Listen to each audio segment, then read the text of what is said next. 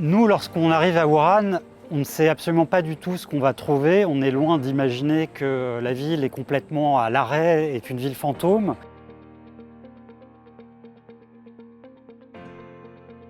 Je m'appelle Sébastien Ricci, j'ai rejoint le bureau de l'AFP à Pékin en mars 2019 et je suis en charge de l'actualité économique. La première mission en reportage pour l'AFP, c'est un petit peu le baptême du feu.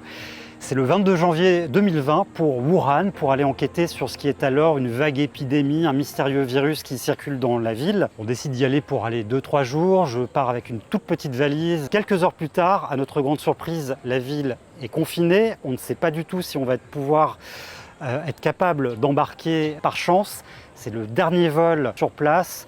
C'est une ville qui est déjà complètement fantôme. Il n'y a personne dans les rues, la circulation est réduite à néant. Et lorsqu'on s'approche des hôpitaux, on est confronté à des files d'attente qui font déjà plusieurs centaines de mètres. Les hôpitaux sont complètement débordés, les médecins ne sont pas assez nombreux, il manque de médicaments. On sent vraiment un désarroi, on sent que quelque chose est en train de se passer et que personne n'a réellement la maîtrise de cette situation. Le symbole du début de l'épidémie à Wuhan, c'est un cliché, une personne âgée étendue sur le trottoir. Du fait de l'épidémie et d'un mystérieux virus, personne n'ose l'approcher. C'est un choc pour nous, on comprend que quelque chose de grave est en train de se jouer. Nous, on est à Wuhan depuis déjà 8 jours, on essaye un moyen de quitter la ville. La seule solution pour nous, journalistes, est tout bêtement de prendre le premier vol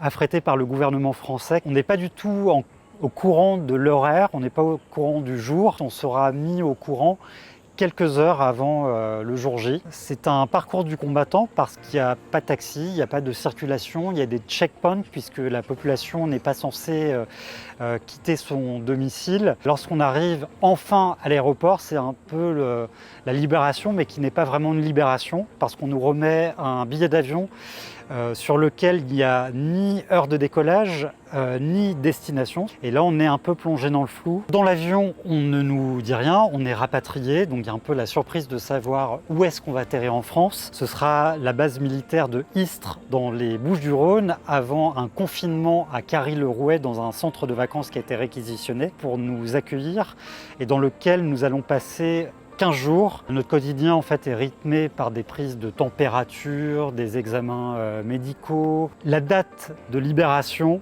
c'est le 14 février 2020. Je décide de rentrer à Pékin le 1er mars et lorsque j'arrive à Pékin, c'est une ville totalement différente de celle que j'avais quittée 3 semaines plus tôt et ce sera le début de l'épidémie et du confinement pour Pékin.